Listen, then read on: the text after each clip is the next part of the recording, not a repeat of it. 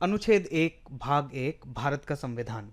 हम पहले ही पढ़ चुके हैं कि भारतीय संविधान भारत के सभी कानूनों का जन्मदाता है, अर्थात भारतीय संसद या विधान परिषद द्वारा बनाए गए सभी कानून अपनी ऊर्जा भारत के संविधान से ही अर्जित करते हैं। हम जो यहाँ ये तस्वीर देख रहे हैं भारतीय संविधान की सबसे पहली प्रति की जिल्द है, जिसमें यह उसका फ्रंट कवर या सबसे पहला पन्ना, फिर उसका ये सेंट्रल लाइन और ये उसका अंत का कवर पेज कह सकते हैं। किसी भी कानूनी किताब की भांति भारतीय संविधान में भी एक टाइटल या इसका एक नाम है, जैसे कि भारत का संविधान। उसमें एक इंडेक्स या विषय सूची है, उसमें पार्ट्स हैं, भाग, सेक्शंस, आर्टिकल्स, हेडिंग या धारा, अनुच्छेद, शीर्षक, उसके उपशीर्षक हैं, उसमें खंड हैं, उसमें उपखंड हैं, उसमें अनुसूचियां भी हैं और उसमें परिशिष्ट भी हैं। हम जो यह तस्वीर देख रहे हैं ये भारतीय संविधान में लिखी गई अनुच्छेद 1 की तस्वीर है, जिसमें इसका एक उपशीर्षक है, जिसमें इसका एक शीर्षक है, उसमें एक विवरण भी है। तो यह तस्वीर थोड़ी सी धुंधली है। इसमें लिखा है part 1 the union and it's territory, अर्थात संघ और उसके राज्य क्षेत्र। इसके अंदर हमें यहाँ कहते हैं कि name and the territory of the union, अर्थात संघ का नाम और उसके क्षेत्र। इसमें लिखा है 1, फिर लिखा है कोष्टक में एक और बार एक, और फिर लिखा है India that is Bharat shall be A union of states. और इसी तरीके से 1.2, फिर 1.3 और धीरे धीरे अलग अलग चीज़ें लिखी गई हैं। इस 1.1 या 1.1 का मतलब क्या है? किसी भी कानूनी किताब के अंदर हर अनुच्छेद को एक परिचय दिया जाता है कि उस तक पहुंचा जा सके। ऐसे में हम 1.1 या 1.2 या 1.3 जैसी बातें करते हैं, जिसमें कि अगर लिखा गया है 1.1.1 दोबारा से, इसका अर्थ है अनुच्छेद 1 खंड 1 उपखंड 1, या इसको हम यूं भी लिख सकते हैं अनुच्छेद 1 उपखंड 1 उपखंड का। हिंदी में अगर कहें तो इसको का या एक से लिखा जा सकता है, या अंग्रेजी में ही अगर इसको लिखना हो तो अनुच्छेद 1 खंड 1 उपखंड ए, या जैसे हिंदी में हमने कहा का लिख सकते हैं। और इसको कई तरीके से लिखा जा सकता है, 1/3/1, 1.1.1, इस तरीके से कई बार बातें की गई हैं। मिसाल के तौर पर अगर हम इस अनुच्छेद को देखें तो यहाँ हमारे पास बनता है, इधर से लिया गया 1, फिर उसके बाद यहाँ लिखा गया 3, यानी कि कोष्टक के अंदर लिखा गया 3, और उसके बाद उसका उपखंड है ए, उसका उपखंड है 1, तो 1 खंड 3 उपखंड 1। इस तरीके से हम किसी भी अनुच्छेद के परिचय को समझते हैं। आइए अब समझते हैं कि अनुच्छेद 1 है क्या। भाग 1, जिसका शीर्षक है संघ और उसके क्षेत्र, इसमें 4 अनुच्छेद निहित हैं, जिसमें हम पहले अनुच्छेद को इस वीडियो के अंदर समझेंगे, उसका एक अवलोकन करेंगे। अनुच्छेद 1 जिसका शीर्षक है संघ का नाम और राज्य क्षेत्र, अर्थात इसमें हमें संघ यानी कि यूनियन, भारतीय संघ के बारे में, उसके नाम के बारे में बताया गया है, और उसके राज्य क्षेत्र यानी कि उसका क्षेत्र क्या होगा या उसका इलाका क्या होगा उसके बारे में बताया गया है। अनुच्छेद 1 के अंदर खंड 1, इसमें लिखा है भारत अर्थात इंडिया राज्यों का संघ होगा, अर्थात भारत अर्थात इंडिया, यानी कि भारत और इंडिया एक बराबर नाम है, या इस देश भारत को भारत और इंडिया के नाम से जाना जाएगा, और ये राज्यों का संघ होगा, अर्थात इसमें जितने भी राज्य हैं वह उनका सबका एक संघ होगा। अगर भारत में बहुत सारे राज्य हैं तो ये एक बड़ा संघ माना जाएगा, यह इसके अंदर लिखा है। खंड 2 के अंदर जो लिखा है, पहले लिखा गया था जब ये संविधान को बनाया गया उस समय इसमें लिखा था the states and the territories thereof, अर्थात जो उसके राज्य हैं या उसके जो क्षेत्र होंगे, shall be the states and their territories, वह वो राज्य और उनके वह क्षेत्र होंगे, which are specified in parts A B and C of the first schedule, अर्थात यह वो क्षेत्र होंगे जो भाग 1, भाग बी और भाग सी यानी कि ए बी सी या का, खा और गा अनुसूची में लिखे गए हैं, फर्स्ट अनुसूची या पहली अनुसूची में लिखे गए हैं।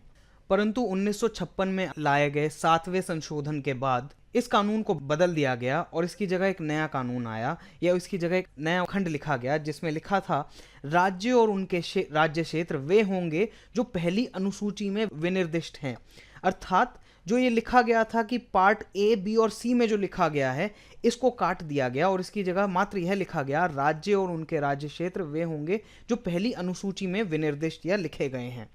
इस उपखंड को समझने के लिए हम यह देखते हैं कि पहली अनुसूची थी क्या। यह तस्वीर जो हम देख रहे हैं ये 1950 में लिखे गए संविधान की एक प्रति में से लिया गया है। इसमें लिखा है फर्स्ट शेड्यूल या प्रथम अनुसूची, आर्टिकल 1, 4 और 391 पर लागू। जैसा कि हम अभी पढ़ ही रहे हैं कि अनुच्छेद 1 पर इसके बारे में बात की जा रही है। इसमें लिखा था the states and the territories thereof, part A या खंड ए या भाग क। इसके अंदर 9 राज्यों के नाम लिखे थे, असम, बिहार, बॉम्बे, मध्य प्रदेश, मद्रास, उड़ीसा, पंजाब, यूनाइटेड प्रोविंसेस और वेस्ट बंगाल। यह इसमें 9 राज्यों के नाम लिखे गए थे। तो खंड 2 शुरुआत में कहता था कि यह राज्य वह राज्य होंगे जो प्रथम अनुसूची के अंदर लिखे गए हैं, प्रथम अनुसूची के खंड क, ख, ग के अंदर लिखे गए हैं, जिसको बाद में बदलकर मात्र ये लिखा गया यह वह राज्य या उनके राज्य क्षेत्र होंगे जो पहली अनुसूची में विनिर्दिष्ट हैं। पहली अनुसूची के अंदर और भी कई सारे स्टेट्स थे, जिसमें पहला भाग या भाग का वह राज्य थे जो पूर्व ब्रिटिश प्रांतें थे, जिसमें हम पहले ही बता चुके हैं असम, बिहार, बॉम्बे, मध्य प्रदेश, मद्रास, उड़ीसा, पंजाब, संयुक्त रियासतें या यूनाइटेड प्रोविंसेस और पश्चिम बंगाल। ऐसे ही भाग खा के अंदर भी 9 राज्य थे। यह वह राज्य थे जो पूर्व ब्रिटिश रियासतें रह चुके थे और उन्होंने किसी प्रकार के अनुबंध ब्रिटिश सरकार के साथ किए थे। इसमें थे हैदराबाद, जम्मू कश्मीर, मध्य भारत, मैसूर, पटियाला और पूर्वी पंजाब राज्य संघ, जिसको अंग्रेजी में पेप्सू स्टेट्स भी कहते हैं। पेप्सू अर्थात Patiala and east Punjab state union. इसी तरीके से राजस्थान, सौराष्ट्र, त्रावणकोर और कोचीन और विंध्य प्रदेश भी इसी भाग के अंदर लिखे गए 9 राज्य थे। भाग ग या तीसरी जो सूची थी उसके अंदर पूर्वी रियासतें या पूर्वी प्रांत के नाम लिखे गए थे, जिनका किसी प्रकार का अनुबंध ब्रिटिश सरकार के साथ नहीं हुआ था। इसमें 10 राज्य थे जो थे अजमेर, भोपाल, बिलासपुर, कूच बिहार, कुर्ग, दिल्ली, हिमाचल प्रदेश, कच्छ, मणिपुर और त्रिपुरा। और इसी प्रकार से भाग घ बनाया गया था। इसमें संघ के राज्य क्षेत्रों का नाम लिखा था और इसमें सिर्फ एक ही क्षेत्र था जिसका नाम था अंडमान एवं निकोबार द्वीप समूह। और इसी प्रकार खंड 3 के अंदर बताया गया था कि भारत के अंदर कौन से राज्य क्षेत्र सम्मिलित होंगे या भारत में कौन कौन से इलाके आएंगे। इसमें पहला लिखा गया था राज्यों के राज्य क्षेत्र, मतलब राज्यों की जो सीमाएं हैं। अगर भारत के नक्शे को हम देखें तो इसमें हम समझ पाएंगे कि जो राज्य होंगे उनका इलाका जितना भी है वह भारत का राज्य माना जाएगा या भारत का क्षेत्र माना जाएगा। इसी प्रकार उसमें एक उपखंड था खा, जो लिखा था the territory specified in part D of the first schedule. जैसा कि हम जान चुके हैं कि अंडमान और निकोबार आइलैंड या द्वीप समूह जो थे यह फर्स्ट शेड्यूल के पार्ट डी में लिखे गए थे। उसको बदल दिया गया और बाद में लिखा गया पहली अनुसूची में विनिर्दिष्ट संघ राज्य क्षेत्र अर्थात यूनियन टेरिटरीज, और ग ऐसे अन्य राज्य क्षेत्र जो अर्जित किए जाएं या जो अधिग्रहित किए जाएं, वह सभी राज्य क्षेत्र भारत के असल राज्य क्षेत्र या भारत की सीमाओं के अंदर आएंगे या वो समाविष्ट होंगे। अगर इन बातों का ध्यान रखें तो हम आइए देखते हैं कि भारत का नक्शा सन 47 में कैसा लगता था और बाद में कैसे बदला। 1947 के अगर नक्शे को अगर आज की डेट में, आज की तारीख में अगर हम देखते हैं तो हम देखते हैं उस समय जम्मू कश्मीर, पंजाब, राजपूताना, सेंट्रल प्रोविंसेस, हैदराबाद, बॉम्बे, मैसूर, मद्रास जैसे कई सारी रियासतें और राज्य हुआ करते थे।